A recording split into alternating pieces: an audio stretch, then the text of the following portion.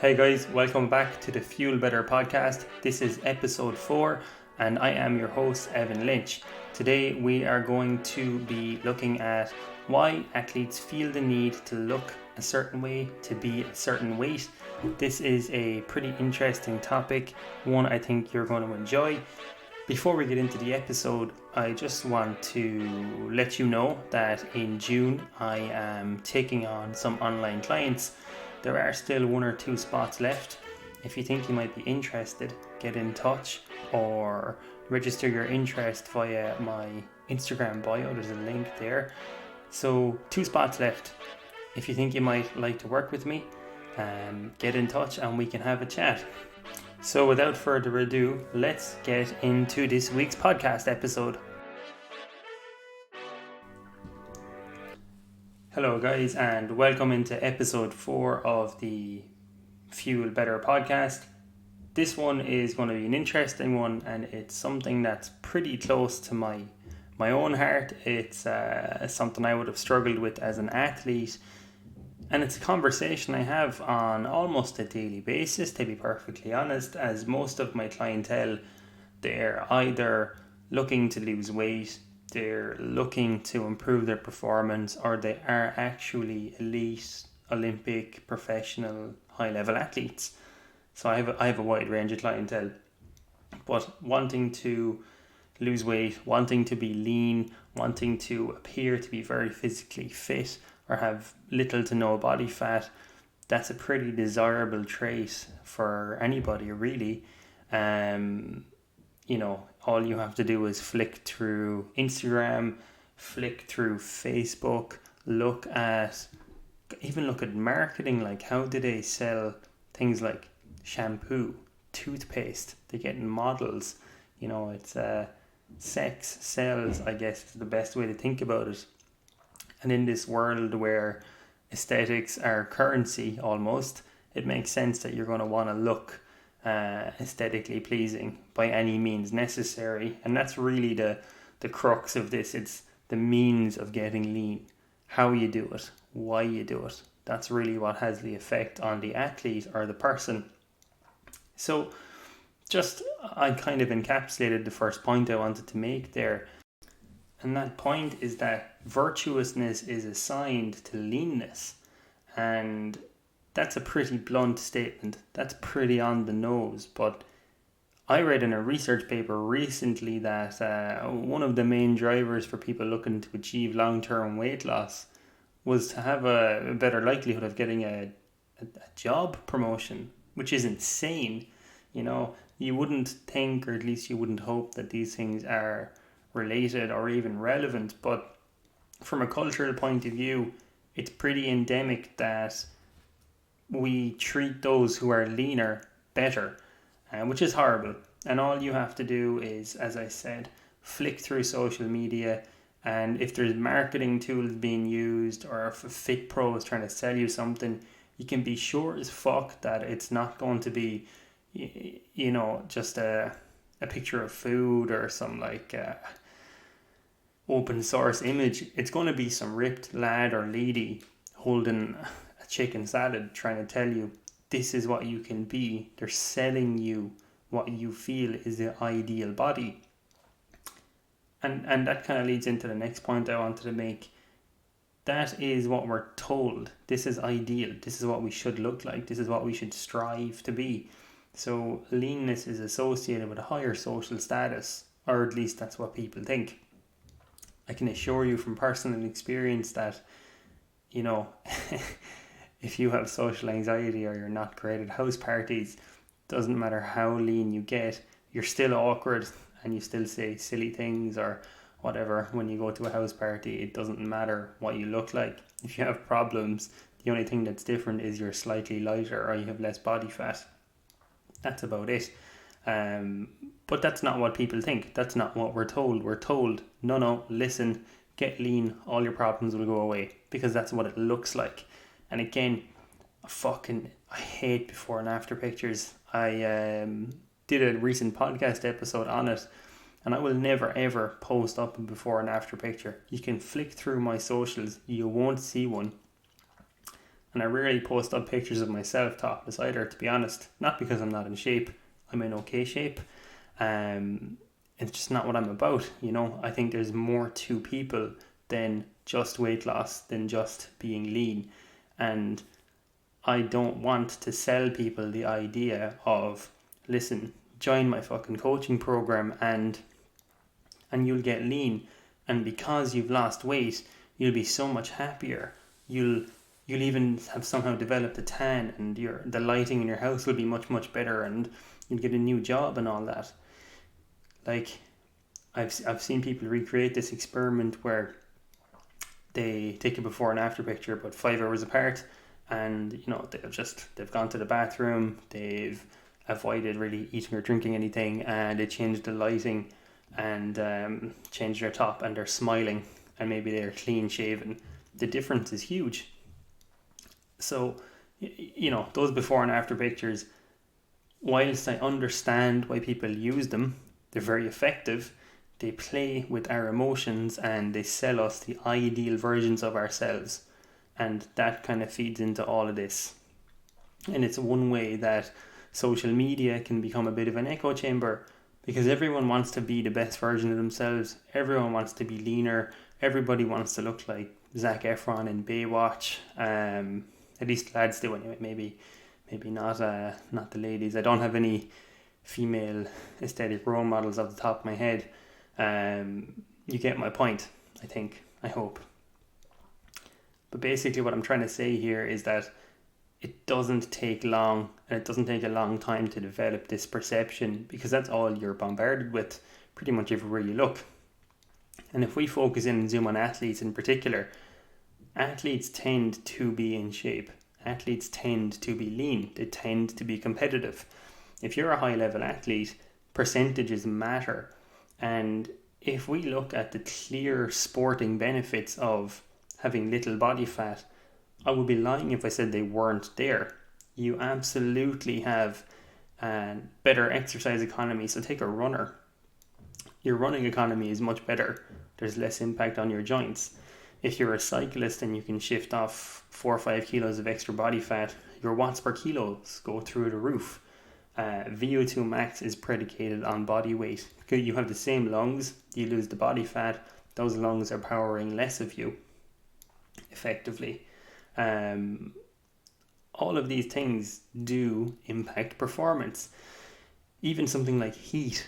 Lighter athletes have a bigger surface area comparatively to their body mass, so they can wick away sweat better and keep cooler. It's kind of like an athlete version of why foxes in hot countries have massive ears. They're like cooling vents. Anyways, I'm kind of gone a bit off topic there. But what I'm trying to say is, yes, having minimum body fat can confer additional benefits to an athlete if you're trying to look at high level sports, or if you're looking at margins. But, big but, pardon the pun, I'm only joking, but if you are a 4-hour marathon runner, or if you are just beginning to get into sports, perhaps before you start obsessing with calorie counting, watching your portions, fasting, doing fad diets, taking thermoregulatory capsules or high dose caffeines or capsaicin to boost your metabolism, whatever that means, perhaps just be consistent first. Tick the boxes, sleep properly, show up and train hard. That will be much more conducive to success, and that can be hard to do. And I have athletes of all levels concerned about this. Like there's one cyclist I'm working with. He's probably going to be on this podcast in the coming weeks. He's based over in the continent, and he is in the single digits of body fat, and every day his coach is onto him. Why you are not losing weight? We must have you losing weight. Why you can't lose more weight? You'll be so much faster. And he's trying to be pushed into very restrictive diets, weird things with carbohydrate windows, like things that would blow your fucking mind. It's just madness. But that's his boss effectively. That's the man who lets him on the team for races. He's his ticket to a Tour de France. Hopefully one day that's where this guy is likely headed. So it's just part of the culture. It's considered normal for a cyclist on the continent to have that kind of pressure, particularly in France, Spain, and Italy. That's quite endemic there. But then on the other end of the spectrum, I've heard of running coaches here in Ireland just kind of make sideways passes at athletes and say things like, listen, you need to lose a bit of weight. And they could be just like, training for an adventure race or to do a local 10K, and the coach is onto them about weight. That's nuts. That's not a conversation that needs to be had for the most part. And it frustrates me when it's a conversation that's brought up by someone who doesn't really understand the sensitive nuances of the topic and can't help them do it. So it's, what's your wording around those things? If you are a coach, just think about how you phrase that kind of stuff to an athlete, and maybe how an athlete might perceive that. But there are sporting benefits to losing weight. That's not really up for negotiation. Like, that's just evidently true. But where we get into the weeds with this, it's what do you do to achieve that weight loss? And I have seen like every method under the sun, including the consequences. So if we, reverse back a little bit to first year physics, the first law of thermodynamics, energy cannot be created nor destroyed. What that essentially means is to lose weight, it doesn't just disappear if you say some prayers or drink skinny tea or do something like that. You have to be in a calorie deficit, because to burn energy you physically make heat. So that's usually where the energy goes, it's heat. If you looked at thermal imaging, you are hotter than the environment around you because you're constantly breaking down ATP, fatty acids, glucose to make energy. So you get heat. So that's just to outline the fact that you need to be in that energy deficit, so you need to expend more energy than you take in to lose weight. You've heard this before. This is not new to you. Everybody knows this to a degree. So why isn't it that simple? Like, if we know this, why isn't everyone losing weight? Well, that's not a very clear picture. So if we start off with that baseline that, yep, you got to be in a calorie deficit to lose weight. Off the top of my head, here are a couple of things that muddle that picture. Number one, to figure out what a calorie deficit looks like for you, we must first figure out what your maintenance calories are. And here's a few sources of error with that. Equations to check your basal metabolic rate, your RMR, they're typically pretty inaccurate. You can be up to 10% either way. And typically speaking, the more trained you are, the more efficient your mitochondria are at doing metabolism. So it's unlikely that those equations are going to be on the money day one. So that's the first part. So basal metabolic rate is the energy you simply need to survive and do the basic human functions. But you do more than that during the day. So how do we factor in your activity levels? Do we count your steps? Are you moderately active, lightly active, very active? How do we delineate those things? How do we assign a physical activity level?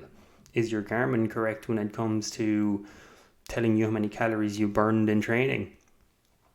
Are you less active than you think? For example, after you do your 2-hour long run, 6-hour cycle, do you then do gardening, go do the groceries, hoover the floor, or are you horizontal on the couch all day?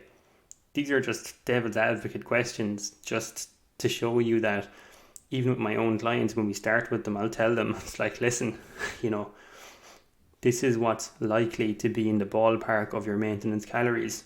Let's see how you react to these things.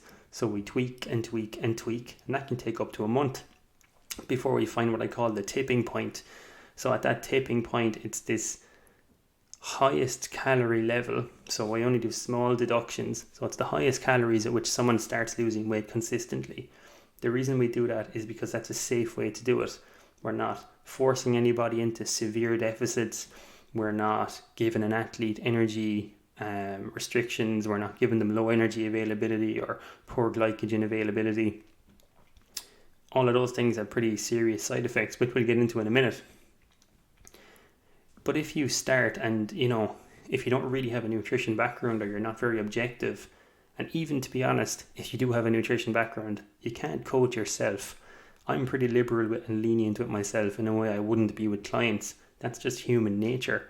If I ever was to seriously look at doing getting myself to 4 or 5% body fat, I would be getting a source of accountability. And that's not just because I don't know what I'm doing. That's common, and that's something that people who are self-aware enough to know that, in your brain, you're your own worst employee and you're a horrible boss at the same time. It's hard to make yourself do things without an external source of accountability. I'm gone off topic again. God damn it. So I'll get back on point. That's what you want to do to lose weight. You want to do it in a controlled way. You don't want to just say, I'm going to lose weight, so I'm not going to have any carbs today, and I don't know why I'm not going to do that. I'm just not going to do it. Or during my long session today, I'm just not going to eat anything, or I'm going to do it fasted, or I'm going to go on a low carb diet. Because if you burn fat, you lose fat, right? Incorrect. You are wrong, my friend. Calorie deficit, remember? That's what it all boils down to. So, a couple of things that are relevant to a calorie deficit. What you fill those calories with, to a degree. Doesn't matter if you decide to go vegan, paleo, ketogenic, plant-based, whatever. Those things aren't the driving factor behind any weight loss you see. It's the calorie deficit. You don't have to take metabolic boosting supplements. Typically what happens is your metabolism is tightly controlled. If you take things like capsaicin or caffeine that spike your metabolism, it actually just has a negative feedback loop and slows down anyway. You don't want to do that. Doing things like ice baths or compensatory training, also pretty irrelevant. Timing your food, again, pretty irrelevant from a strictly weight loss point of view. I haven't talked about variations in insulin resistance and things like cholesterol and that, all of which are big topics and important by themselves. If you're looking at what diet am I going to pick, how am I going to eat, for example, if I have all of my food in one big portion in the day, will that help with weight loss? It might, but you're also going to give yourself severe hyperglycemia, and you're going to have such a big portion that, number one, there's a good chance you're going to have some sort of tummy upset, and your liver is just going to be pissing out triglycerides and cholesterol from the size of the portion you just had. You train outside of that, you're almost always going to be in an energy deficiency state, so your recovery can be impaired, performance, rate of perceived exertion, all those things can be impaired. If you're like most people who do a ketogenic diet, what you're going to find is that you do it wrong. So you have bulletproof coffee, you have eggs just coated in coconut oil, and you see it as a badge or kind of a hall pass to eat all the butter you want. That's great, bro. Yeah, you're technically in ketosis, but your LDL cholesterol is twice what it should be, and as a result, you're much more likely to have type 2 diabetes and a heart attack over the next 15-20 years. So, first point, the modality doesn't matter. People tend to get caught up in the weeds there and they start arguing this intervention over that intervention.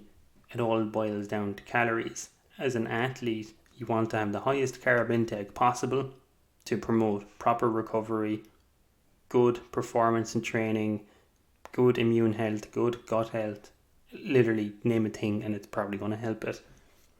You want to make sure your protein is nice and adequate, and possibly above that 1.6 grams per kilogram mark. If you're going to be in an energy deficit, think of it as muscle insurance. That would be a good way to conceptualize that. And then you're going to want to watch your fat intake. Fat is the least satiating of the macronutrients. I'm not suggesting no or low fat, I'm just saying not all of the fat. Those are just some general heuristics, but I hope you get my point. If you're not actually having an objective measure or trying to have an objective measure as to what your day one baseline calories should be, you're probably going to miss the mark.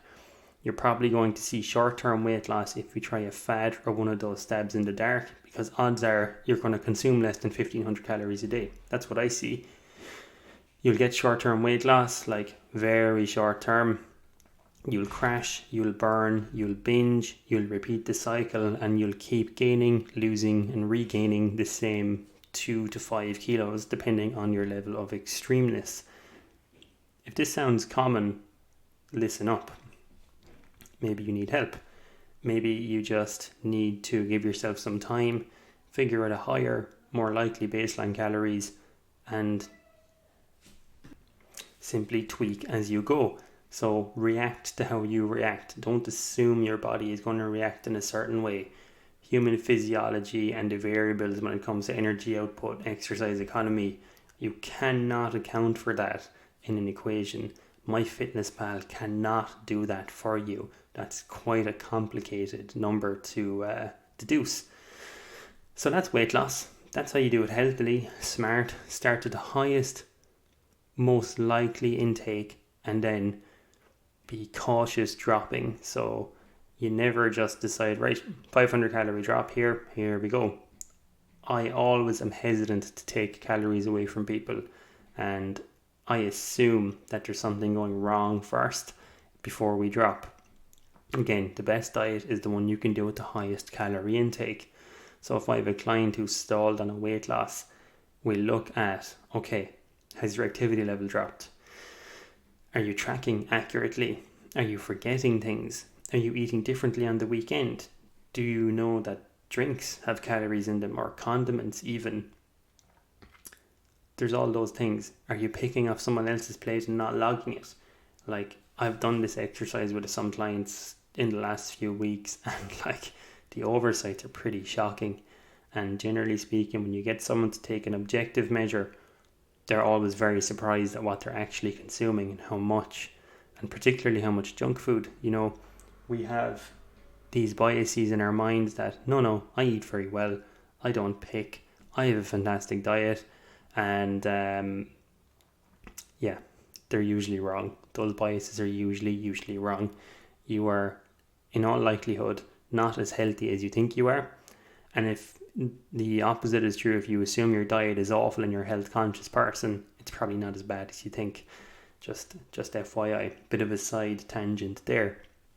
So why is it athletes are more prone to being concerned about how they look? Well, I mean, look at the Olympics, you know, look at the World Championships, look at the Tour de France.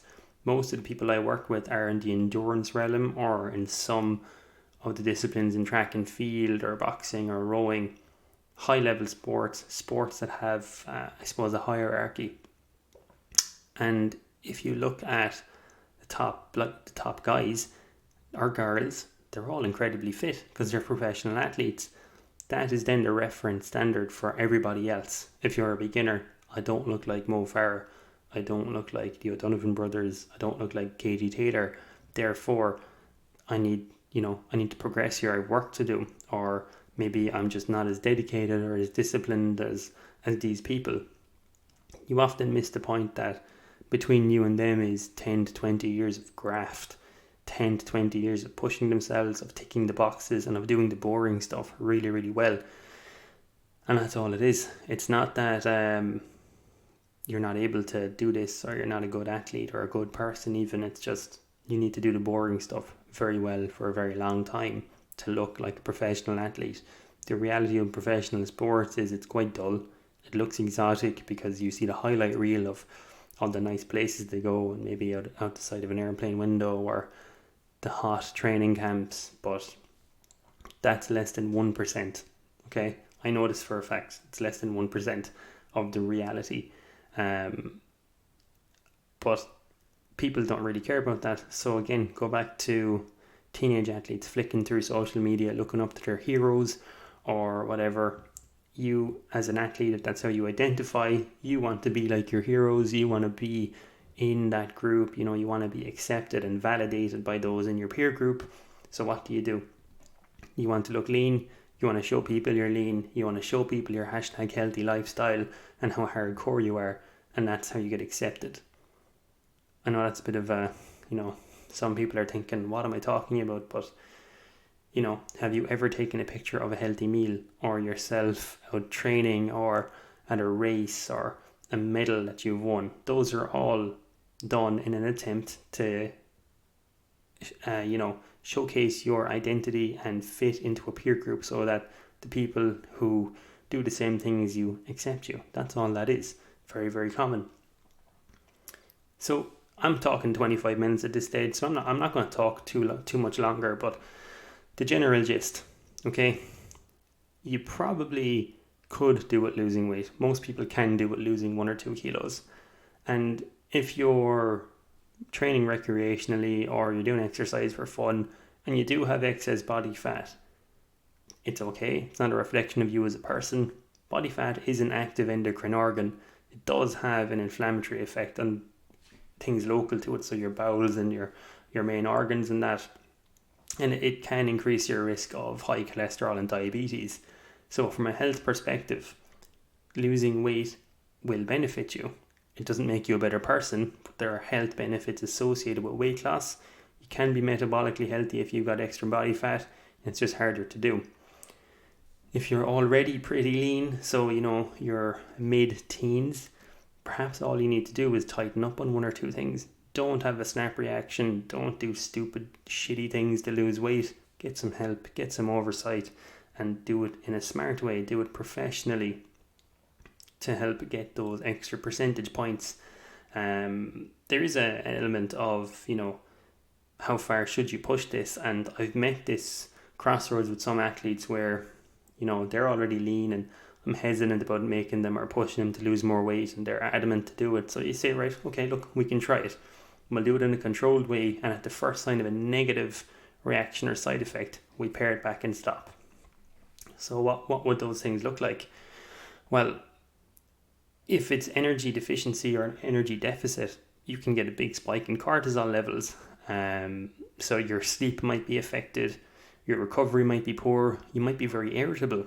That's pretty common for people who are pushing their diet too far or they're in a bit of an energy restriction.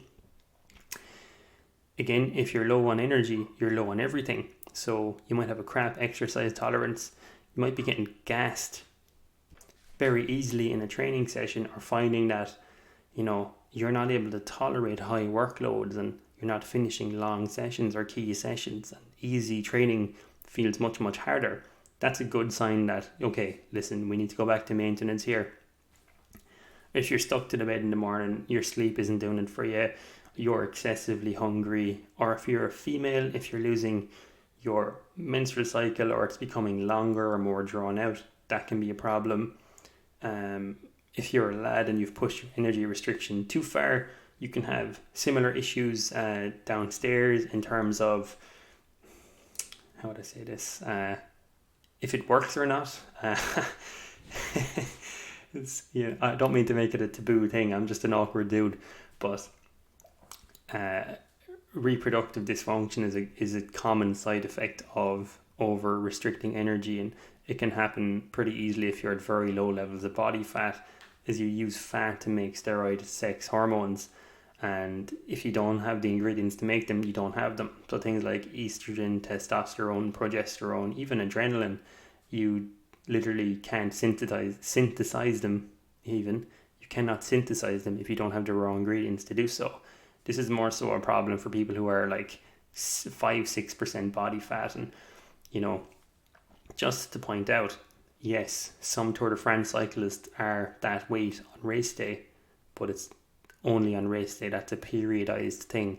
It's like looking at someone in the peak of their life and assuming that they perform like that every goddamn day, all the time. Not the case. So as with performance, weight is also periodized at times to match the goals of an athlete. So oftentimes an athlete will be within 2 to 4% of their target race weight. And even a fighter, for example, a fighter with a good nutritionist never has to do silly water cuts or any stupid shit like that. And it's always a pity to see when that has to happen, because here's a fact: cutting weight and optimizing performance, those are not 2 things you can do currently and have optimal for both. You can't do those things at the same time. You can experience higher performances with weight loss for a short period of time, so about 6 to 8 weeks. It's a bit of a honeymoon period where it doesn't really fully kick in that you're depleting your stores, your cortisol is massive, you're breaking down slowly.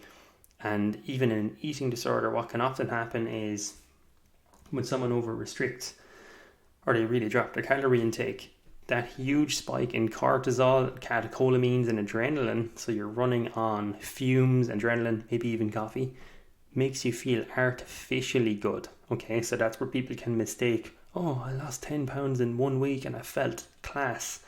It was artificial. There's no way you were operating at full capacity for that. I hope that makes sense. So again, your brain is pretty class. It makes you function by any means necessary, and if you lose weight by any means necessary, some of the aforementioned things can make you feel artificially good.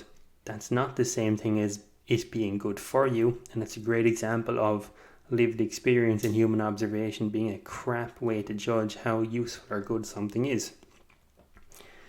I'm going to knock it on the head there for this week. If you're still listening, thank you for doing so. I hope you found this episode insightful, helpful, useful, gave you food for thought. Pardon the pun again. If you think you might want some help with this, I'm not sure if you're aware, but I have an online clinic that I run. So one-to-one consultations and weight loss, weight optimization, body composition. It's one of the few things we would actually look at, set KPIs and targets for, and make a plan accordingly to hit those goals. You can book in at any time. It's done via Zoom. There's an awful lot of data gathered on you before we ever talk. So oftentimes when I have a consultation with a client, by the time we actually come to chat, I was going to say face to face, but laptop to laptop as it is now, I know more about you than you would. And typically people find it very useful. If they're only looking to tweak a few things, that's an option that's there if you're interested. Also, just to point out again, there are currently 2 spaces on my online coaching in June. It's starting mid-June for those who are potentially interested, as I'm getting married actually in 2 weeks' time. So Friday 2 weeks I'm getting married, 4th of June, so I'm off for those 2 weeks. But back with a bang mid-June to start off my new online coaching intake. If you follow me on Instagram, there's a link there so you can register your interest, and it just brings you to this place where you book a phone call and we can chat about your goals. And that's literally step 1. It doesn't cost you anything. If you think you might be interested, go onto my Instagram at eLynchFitNut, register your interest right there. These things will all be in the show notes anyways. So yeah, that's it, lads. Have a great week. Don't do any stupid things to lose weight. If you see a coach telling people to lose weight, call him an asshole and tell him I'm coming for him. No, don't do that. I'm not very good at fighting, so I don't want any angry coaches gunning for me, but you get my point. Yeah, that's it. If you like the podcast, tell a friend, tag me in a story, share it. I'm literally only getting started with this. It's in its infancy, so any help with growing it and getting my following up is greatly appreciated. To those of you who are still listening from episode 1, you're my OG listeners. Appreciate you. Thank you very much. Guys, have a class week.